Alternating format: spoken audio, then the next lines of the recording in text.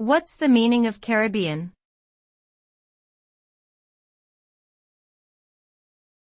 Caribbean.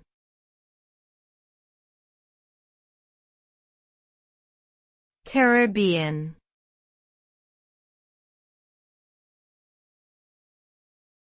Caribbean.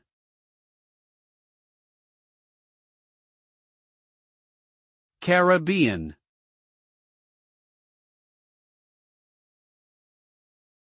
Caribbean refers to a region located in the Caribbean Sea, which is situated between North America and South America.